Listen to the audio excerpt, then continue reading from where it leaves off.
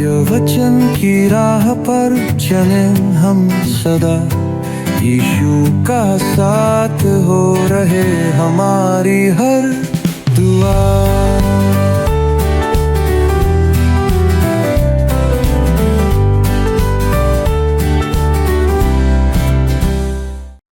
प्रिय दर्शकों, मैं आप सबका क्रमबद्ध बाइबल अध्ययन कार्यक्रम सत्य वचन में हार्दिक स्वागत करती हूँ।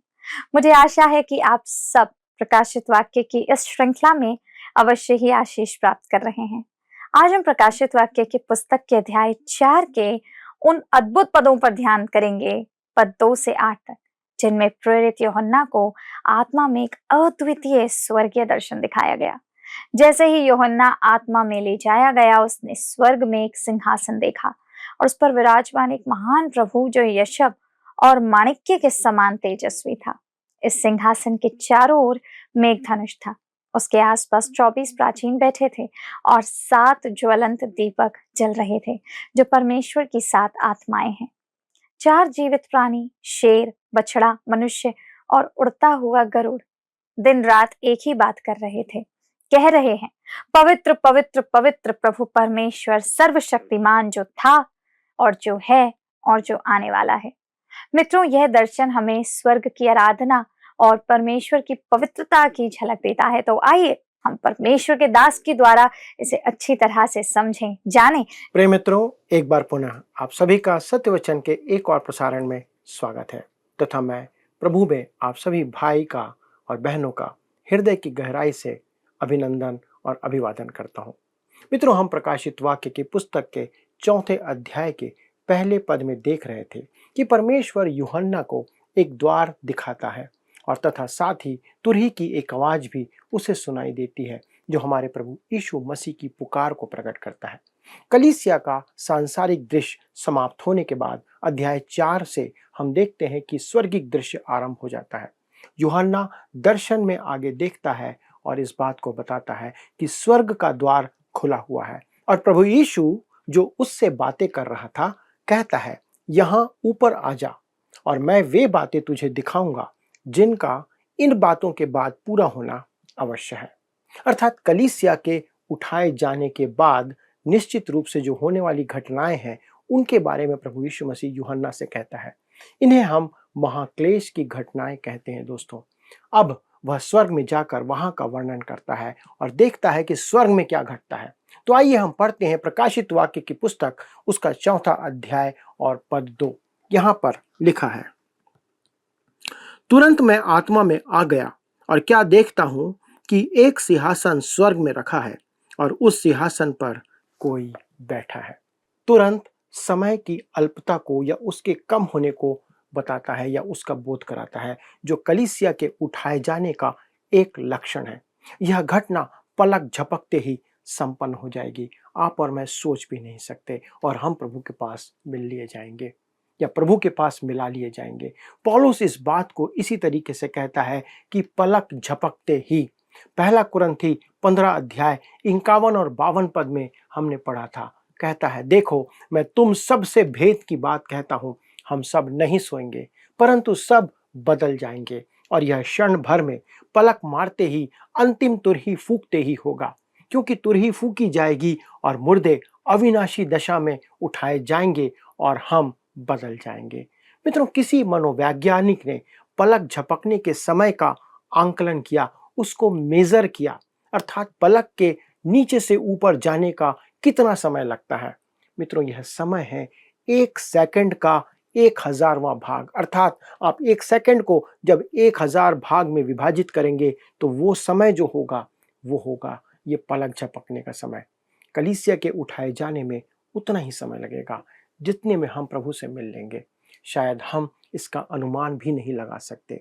तब आगे यूहन्ना कहता है, मैं आत्मा में आ गया, अर्थात पवित्र आत्मा अब भी नए सत्य में यूहन्ना की अगुवाई कर रहा था, उसे आने वाली बातें बता रहा था। जैसा यूहन्ना 16 अध्याय के पद 13 में कहा गया है, परंतु जब वह अर्थात सत्य का आत्मा आएगा तो तुम्हें सब सत्य का मार्ग बताएगा, क्योंकि वह अपनी ओर से ना कहेगा परंतु जो कुछ सुनेगा वही कहेगा और आने वाली बातें तुम्हें बताएगा। तब यूहन्ना आगे कहता है, और क्या देखता हूँ कि एक सिंहासन स्वर्ग में रखा है और उस सिंहासन पर कोई बैठा है। मित्रों, परमेश्वर का सिंहासन तो वहां पहले से ही था, परंतु यूहन्ना उसे पहली बार अपनी आंखों से देख रहा है और अब वह हमारा ध्यान आकर्षण का केंद्र उसकी ओर लेकर के जाता है। सिंहासन परमेश्वर के परम प्रधान और उसके शासक होने की सामर्थ्य को प्रदर्शित करता है। इसका अर्थ है कि वही संपूर्ण नियंत्रण रखने वाला परमेश्वर है। इस जगत का मुख्यालय स्वर्ग में है दोस्तों, विश्व के किसी भी बड़े राज्य की राजधानी में नहीं है।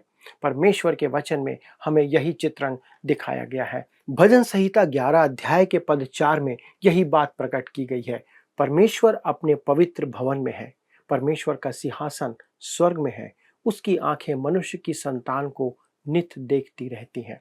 दोस्तों, आप भजन संहिता 47 का 8, 97 का 2, 103 का 19, यहेजकेल 1 का 26 से 28 पढ़ करके आप इसकी तुलना करके देख सकते हैं। यह परमेश्वर पिता का सिंहासन है और प्रभु यीशु उसके दाहिनी ओर विराजमान है। यही बात भजन संहिता 110 के पहले पद में वो कहता है, मेरे प्रभु से यहोवा की यह वाणी है, तू मेरे दाहिने हाथ बैठ जब तक कि मैं तेरे शत्रुओं को तेरे चरणों की चौकी ना कर दूं। इब्रानी 1 का 3 और 12 का 2 यही बात हमारे लिए प्रकट करता है। प्रभु यीशु मसीह इस पृथ्वी पर होने वाली हर एक घटना को अपने नियंत्रण में रखे हुए हैं। तब आप देखते हैं मित्रों कि अनुग्रह का वह सिंहासन अब न्याय का आसन बन जाता है। जिससे अनुग्रह आता था, अब वो न्याय का काम करने लगा है। यही कारण है कि मैं निश्चित तौर पर कह सकता हूं कि कलीसिया इस घटना से पहले संसार से उठा ली जा चुकी होगी। यदि कलीसिया तब भी पृथ्वी पर होती जब मसीह मध्यस्थता के स्थान को छोड़कर न्याय के स्थान पर आ गया है, तो वह स्थान कलीसिया के लिए गलत स्थान हो जाएगा, क्योंकि कलीसिया को अनुग्रह प्रदान किया गया है। तब आगे पद 3 में यूहन्ना कहता है, प्रकाशित वाक्य 4 उसके पद 3 में लिखा है, जो उस पर बैठा है वह यशब और माणिक के साथ दिखाई पड़ता है और उस सिंहासन के चारों ओर मरकत सा एक मेघधनुष दिखाई देता है। दोस्तों, यहाँ हम सुंदर रंगों को देखते हैं, जैसे अनमोल रत्नों के रंग होते हैं। यहाँ परमेश्वर का रूप तो दिखाया नहीं गया है, परंतु हमारा ध्यान सिंहासन पर बैठने वाले की ओर आकर्षित किया गया है। यद्यपि वह पिता परमेश्वर है, हमें यह समझना होगा कि वह एक त्रिएक परमेश्वर का सिंहासन है, परंतु परमेश्वर के तीनों व्यक्ति या परमेश्वर के तीनों अंश अलग अलग व्यक्ति वहां पर हैं। पहला पद 2 जो है, पद 2 से 5 में हमें पवित्र आत्मा को प्रकट किया गया है। दूसरी बात, पद 3 में परमेश्वर पिता को प्रकट किया गया है। और तीसरा, अध्याय 5 के पद 5 में पुत्र परमेश्वर को प्रकट किया गया है, अर्थात यीशु मसीह। अतः हमारे समक्ष यहाँ सिंहासन पर एक त्रिएक परमेश्वर विराजमान है। यूहन्ना ने सिंहासन पर किसी को नहीं देखा, केवल अनमोल रत्नों की चमक और उसकी आत्मा को वहां पर देखा। तब आगे वो कहता है, जो उस पर बैठा है वह यशब सा दिखाई देता है। निर्गमन 28 अध्याय के पद 20 में आप देखेंगे कि महायाजक की जो चपरास या सीना बंद होता था, उसमें यशब अंतिम मणिक था। नए यरूशलेम की नींव में यह पहला मणि है और नए यरूशलेम की दीवार पर भी सबसे पहले यही देखा गया है या वहां पाया जाता है। प्रकाशित वाक्य 21 अध्याय के 18 से 19 में यही बात प्रकट की गई है। यह पत्थर अनेक रंगों का था, जिसमें बैगनी रंग या बैजनी रंग प्रमुख था। मित्रों, कुछ विचारकों के मत में यह हीरा के समान है या हीरा है। इसराइल में महायाजक के सीने बंद में यह पत्थर लगा हुआ होता था। यह पत्थर याकूब के पुत्र बिन्यामीन का प्रतीक था, जो सबसे छोटा पुत्र था, और याकूब ने उसे अपने दाहिने हाथ का पुत्र कहा था। दोस्तों, संभवतः यह प्रभु यीशु मसीह का प्रतीक ही है, क्योंकि वह स्वर्ग में प्रवेश करके आज पिता के दाहिनी हाथ पर विराजमान है। और जब कहता है मणिक, ये नए यरूशलेम की नींव में छठा रत्न है। प्रकाशित वाक्य 21 के पद 20 में इसी बात के लिए कहा गया है। इतिहासकार प्लेनी के अनुसार इस पत्थर की खोज सरदीस में की गई थी। इसका रंग आग की लालिमा जैसा था और महायाजक के सीने बंद में यह पहला रत्न था जो रूबेन के गोत्र का प्रतिनिधित्व करता है। रूबेन का यह पहला रत्न था और रूबेन याकूब का पहला उठा पुत्र था। जैसे प्रभु यीशु मसीह परमेश्वर का पहला उठा पुत्र है, मृतकों में से जी उठने वालों में वह पहला उठा पुत्र है, पुनरुत्थान में वह पहला उठा है। दोस्तों उसके आगे हम पढ़ते हैं, लिखा है मरकत सा एक मेघ धनुष।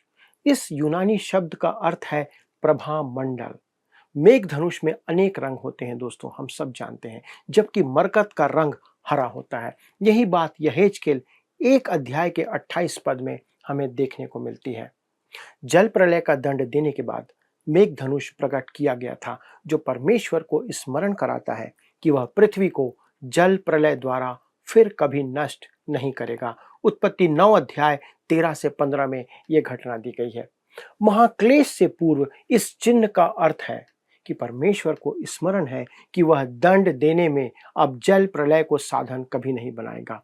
हरा रंग पृथ्वी का सूचक है दोस्तों। यहाँ हबक्कूक भविष्यवक्ता के वह कथन हमें याद आता है जो सुझाव वहां पर दिया गया है। हबक्कूक 2 अध्याय का पद 2 लिखा है, क्रोध करते हुए भी दया करना स्मरण कर। हबक्कूक प्रभु से यही विनती करता है और परमेश्वर निश्चय ही दया करने वाला परमेश्वर है। तब इसके आगे हम आते हैं और उन 24 प्राचीनों को देखते हैं जिसके बारे में यहाँ पर प्रकट किया गया है। आइए हम पढ़ते हैं प्रकाशित वाक्य 4 उसका पद 4 लिखा है, उस सिंहासन के चारों ओर 24 सिंहासन हैं और इन सिंहासनों पर 24 प्राचीन श्वेत वस्त्र पहने हुए बैठे हैं और उनके सिरों पर सोने के मुकुट हैं। दोस्तों लोगों में इन प्राचीनों के विषय में अनेक काल्पनिक मत हैं। प्रेस्बिटेरियन कलीसिया का नाम प्राचीन के मूल यूनानी शब्द प्रेस्बुतेरोस से ही लिया गया है, जिसका अर्थ होता है एक प्राचीन। मुझे एक छोटी लड़की की कहानी इस समय स्मरण आती है। वह प्रेस्बिटेरियन कलीसिया की सदस्य थी। एक दिन जब वह संडे स्कूल से घर लौटी तो उसकी माता ने उससे पूछा उसने संडे स्कूल में आज क्या पढ़ा। उस बालिका ने कहा, हमने आज स्वर्ग के बारे में पढ़ा। तो उसकी माँ बहुत खुश हुई और उसने पूछा, तुमने आज क्या सीखा उस स्वर्ग के बारे में। तो उस लड़की ने कहा कि शिक्षिका ने, हमारी टीचर ने हमें बताया कि स्वर्ग में केवल 24 प्रेस्बिटेरियन ही रहते हैं। दोस्तों आप समझ सकते हैं कि लोग क्या विचार रखते हैं कि वे 24 प्राचीन जो है वो प्रेस्बिटेरियन चर्च के प्राचीन हैं, पर ऐसा नहीं है। यहाँ पर प्राचीन प्रतिनिधि हैं। हम जानते हैं कि इस्राएल में जो प्राचीन थे और कलीसिया में भी प्राचीन नियुक्त किए गए थे, वे कलीसिया का प्रबंध देखने और उस संपूर्ण कलीसिया का प्रतिनिधित्व करने के लिए रखे गए थे। तीतुस 1:5 में इस बात को आप पढ़ करके देखिए। यूहन्ना के युग में प्राचीनों की भूमिका सब समझते थे दोस्तों। कि 24 प्राचीन पेंतिकुस्त के दिन से कलीसिया के उठाए जाने तक की संपूर्ण कलीसिया का प्रतिनिधित्व करते हैं। अतः मैं स्पष्ट एवं अधिकार के साथ कह सकता हूं कि इस समय कलीसिया स्वर्ग में पहुंच चुकी होगी। और तब आगे कहता है, श्वेत वस्त्र पहने। मित्रों यह प्रभु यीशु मसीह की धार्मिकता को प्रकट करता है। हमें श्वेत वस्त्र दिए जाएंगे, अर्थात प्रभु यीशु मसीह की धार्मिकता। 2 कुरिन्थी 5:21 में कहता है, जो पाप से अज्ञात था उसी को उसने हमारे लिए पाप ठहराया कि हम उसमें होकर परमेश्वर की धार्मिकता बन जाए। सोने का मुकुट इसके बाद कहा गया है। दोस्तों इससे स्पष्ट होता है कि कलीसिया प्रभु यीशु मसीह के साथ वहां पर राज्य करेगी। 1 कुरिन्थी 6वें अध्याय के पद 3 में लिखा है, क्या तुम नहीं जानते कि हम स्वर्गदूतों का न्याय करेंगे, तो क्या सांसारिक बातों का निर्णय ना करें। दोस्तों मुकुट पुरस्कार स्वरूप भी दिया जाएगा, जैसा 2 तीमुथियुस 4:8, याकूब 1:12, 1 पतरस 5:4 यहाँ पर ये बातें प्रकट की है, जब प्रभु यीशु का न्याय आसन वहां पर स्थापित होगा। आइए अब हम आगे बढ़ते हैं और पढ़ते हैं प्रकाशित वाक्य 4 अध्याय उसका पद 5 लिखा है, उस सिंहासन में से बिजलियां और गर्जन निकलते हैं और सिंहासन के सामने आग के 7 दीपक जल रहे हैं, वे परमेश्वर की 7 आत्माएं हैं। देखिए दोस्तों यह वर्तमान काल में कहा गया है, जो वर्तमान की घटना को प्रकट करता है। बिजलियां और गर्जन निकलते हैं जैसा लिखा है। यह आंधी और वर्षा से पूर्व दिखाई और सुनाई देने वाली घटना है। इसका अर्थ है कि दंड आने वाला है, उन लोगों पर प्रभु का दंड आने वाला था। तब आगे लिखा है गर्जन। दोस्तों, यह व्यवस्थाहीन होने की बात को प्रकट करता है, पर सिंहासन पर बैठने वाले के द्वारा यह निर्देशित किया जा रहा था कि वहां पर अस्त व्यस्त चीजें होने जा रही हैं। और कहता है परमेश्वर की 7 आत्माएं हैं। मित्रों, यह पवित्र आत्मा का एक स्पष्ट संदर्भ है। दोस्तों, अब हम आते हैं 4 जीवित प्राणियों के दर्शन के ऊपर। आइए हम पढ़ते हैं प्रकाशित वाक्य 4 उसका पद 6। लिखा हुआ है, और उस सिंहासन के सामने मानो बिल्लौर के समान कांच का समुद्र है।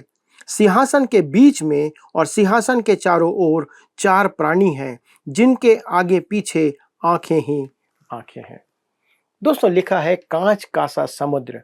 यह उसकी धातु नहीं, उसके प्रत्यक्ष रूप को प्रकट करता है, परमेश्वर के प्रत्यक्ष रूप को। यह समुद्र परमेश्वर के सिंहासन के सामने है। यह एक और संकेत है कि यह हमारे ध्यान का केंद्र दया आसन नहीं पर दंड पर है। दोस्तों, यह समुद्र परमेश्वर की पवित्रता और धार्मिकता का प्रतीक है कि वो इस समान ऐसा पवित्र और धर्मी प्रभु है। मत्ती 5:8 में, इब्रानी 12:14 में यही बात लिखी हुई है। पहला थिस्सलुनीकियों 3:13 में पौलुस कहता है, ताकि वह तुम्हारे मनों को ऐसा स्थिर करे कि जब हमारा प्रभु अपने सब पवित्र लोगों के साथ आए तो वे हमारे परमेश्वर और पिता के सामने पवित्रता में निर्दोष ठहरे। दोस्तों, यह शांत समुद्र विश्राम की स्थिति को दर्शाता है, जिस विश्राम में कलीसिया प्रवेश कर चुकी होगी। अब वह जीवन की आंधियों के मध्य नहीं है, वह किसी तूफान भरे समुद्र में नहीं है। कलीसिया शांति के साथ अपने प्रभु के साथ है। लिखा है 4 प्राणी। मित्रों, ये जंगली पशु नहीं है। इस जंगली पशु को हम आगे जाकर अध्याय 13 में देखेंगे, जिसके लिए मूल इब्रानी भाषा में जोऊ शब्द का उपयोग किया गया है, जिससे अंग्रेजी भाषा का जू शब्द बनता है, अर्थात जू अर्थात जहां पर जानवर रखे जाते हैं। दोस्तों, यहाँ पर ध्यान या बल उनके जीवित होने पर है, ना कि उनके पशु होने पर। वे तो बस मात्र जीवित प्राणी हैं जो किसी बात का प्रतीक है। यहाँ बल उनके पशु होने पर नहीं, बल्कि उनके प्राणी होने पर दिया गया है। इस तथ्य पर दिया गया है कि वे जीवित हैं। लिखा है 4 प्राणी हैं, जिनके आगे पीछे आंखें ही आंखें हैं। मित्रों, ये आंखें उनकी सतर्कता और सर्व ज्ञान को दर्शाती है। यहेजकेल 1:5-10 में करूब और यशायाह 6:2-3 में सराप को वहां पर प्रकट किया गया है, और ये वही है, उसी के समान है। तब अब आते हैं प्रकाशित वाक्य 4:7 में। यहां पर लिखा है, पहला प्राणी सिंह के समान है और दूसरा प्राणी बछड़े के समान है। तीसरे प्राणी का मुंह मनुष्य का सा है और चौथा प्राणी उड़ते हुए उकाब के समान है। दोस्तों, मैं उन विचारकों से सहमत हूं जो इन 4 प्राणियों को चारों सुसमाचार का वृत्तांत या उसका प्रतीक मानते हैं, परंतु इस विचार पर अनेक प्रश्न उठाए जाते हैं। पहला प्राणी सिंह के समान है। दोस्तों, पहला सुसमाचार वृत्तांत प्रभु यीशु मसीह को एक राजा के रूप में दर्शाता है। वह जन्म ही से राजा है। उसने राजा के समान जीवन बिताया, राजा के समान मारा गया, राजा के समान वह फिर से आने वाला है। वह राजा होकर फिर से हमारे बीच में आएगा। मत्ती रचित सुसमाचार में वह हर एक काम राजा के समान करता हुआ प्रकट किया गया है।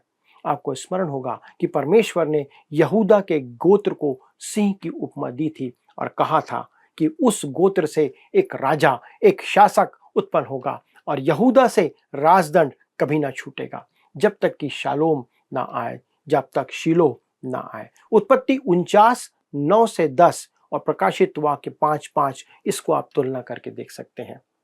दूसरा प्राणी बछड़े के समान है। दोस्तों, यह बोझ ढोने वाला पशु है, वजन उठाने वाला। इसे सेवा के लिए पाला जाता था। मरकुस रचित सुसमाचार में प्रभु यीशु मसीह को एक सेवक के रूप में प्रस्तुत किया गया है। इस वृत्तांत में प्रभु यीशु की वंशावली नहीं दी गई है।